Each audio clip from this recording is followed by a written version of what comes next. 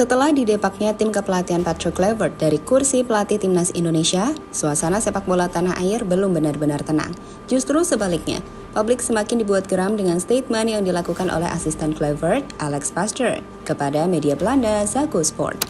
Dan statement itu pada akhirnya sampai ke telinga pemain. Mereka pun cukup kecewa dengan apa yang diucapkan oleh Alex Pastoor. Karena sejatinya, para pemain telah melakukan perjuangan semaksimal mungkin untuk membawa Indonesia ke panggung dunia.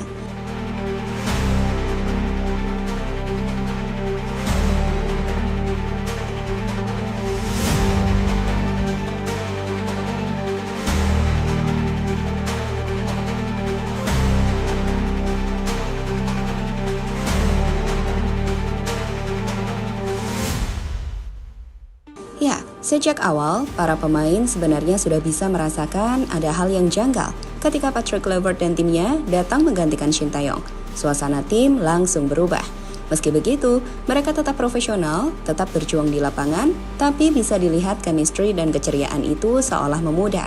Ya, tim yang sebelumnya punya semangat luar biasa, tiba-tiba seperti kehilangan arah.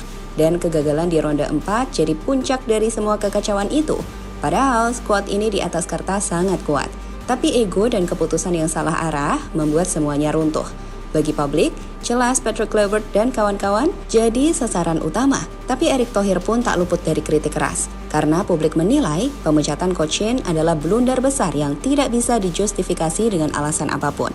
Ya, meski nggak ada yang bicara terang-terangan, sekali lagi para pemain sebenarnya sudah memberi sinyal sejak lama. Dan ketika timnas gugur, kemudian atmosfer semakin panas, Jay Itzah, sang kapten, akhirnya bicara lewat tindakannya. Di unggahan media sosialnya, ia sama sekali tidak menyebut nama Patrick Kluivert.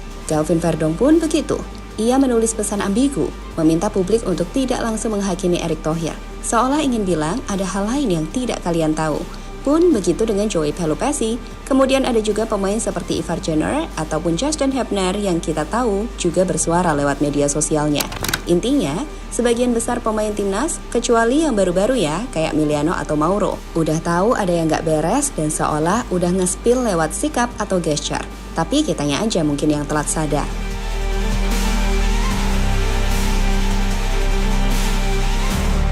Sementara itu, suasana makin panas setelah salah satu asisten L Bintang Laut buka-bukaan di salah satu media Belanda, Ziggo Sport.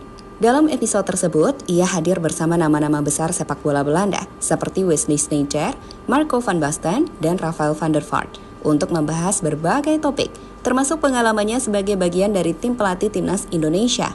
Dalam perbincangan tersebut, Pastoor menjelaskan bahwa gagalnya Indonesia lolos ke Piala Dunia 2026 adalah sesuatu yang disesalkan. Namun ia yakin tim sudah memberikan yang terbaik. Ia juga menyebutkan bahwa beberapa pemain kunci mengalami cedera, sehingga tidak bisa tampil maksimal dalam dua laga penting melawan Arab Saudi dan Irak. Kita sudah melakukan persiapan maksimal, baik dari sisi pelatih maupun pemain. Tapi ya, itu belum cukup untuk bisa lolos, ujar Alex Pastoor. Kemudian ia juga mengungkapkan bahwa setelah kembali dari Jeddah, ia bersama tim pelatih lainnya merasakan atmosfer negatif dari publik Indonesia. Hingga akhirnya, mereka memutuskan mundur bersama lewat kesepakatan dengan PSSI. Ada 3 poin kesepakatan. Pertama, akan bagus jika bisa lolos ke Piala Dunia. Tapi itu tidak logis bagi tim peringkat 119 dunia. Kedua, Gerard Vandenberg dan Frank van Kampen akan membantu pembinaan usia muda.